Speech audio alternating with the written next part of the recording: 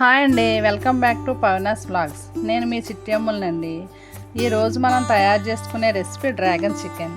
ఇది Indo Chinese recipe అండి. ఇది స్టార్టర్గాను, ఫ్రైడ్ రైస్, నూడిల్స్లో సైడ్ డిష్గా కూడా తినొచ్చండి.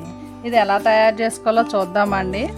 ముందుగా ఒక గిన్నెలో 1/2 kg బోన్లెస్ చికెన్ తీసుకోవాలండి. ఈ చికెన్ను చిన్న చిన్న పీసులుగా కానీ లేకపోతే పొడుగ్గా కానీ తీసుకోవచ్చండి.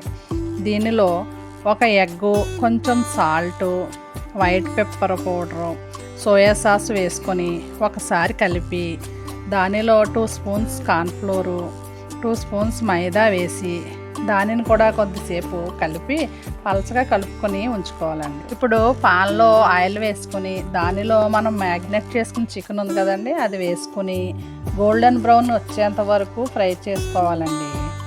మీ ఇంట్లో చిన్నపిల్లలు ఉంటేనండి 1/2 kg చికెన్ బదులు 1/2 kg చికెన్ తీసుకునండి. దీనిని ట్రై చేసి చూడండి. మీ పిల్లలు ఇంకా కావాలనే అడుగుతారండి.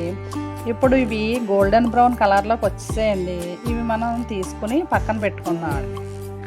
అదే పాన్లో వెల్లుల్లిపాయ ముక్కలు, ఉల్లిపాయ ముక్కలు, క్యాప్సికమ్ వేసి కొద్దిసేపు వేగించి దానిలో soya sauce, 1 spoon tomato sauce, 1 spoon hot sauce, 1 spoon red chilli sauce వేసి white pepper powder, black pepper powder వేసి వీటన్నింటినీ ఒకసారి కలిపి కొద్దిగా సాల్ట్ వేసి కొద్దిగా వాటర్ కూడా వేసి కొంతసేపు ఉడికించి తర్వాత కొద్దిగా షుగర్ కూడా వేసుకొని కలిపి మనం ఫ్రై చేసుకున్న చికెన్ను దానిలో వేసుకొని సాసులన్నీ చికెన్కి పట్టేలా కలిపి ప్లేట్లోకి తీసుకొని పైన నువ్వులు వేసుకొని సర్వ్ చేసుకుంటే డ్రాగన్ చికెన్ రెడీ అయిందండి.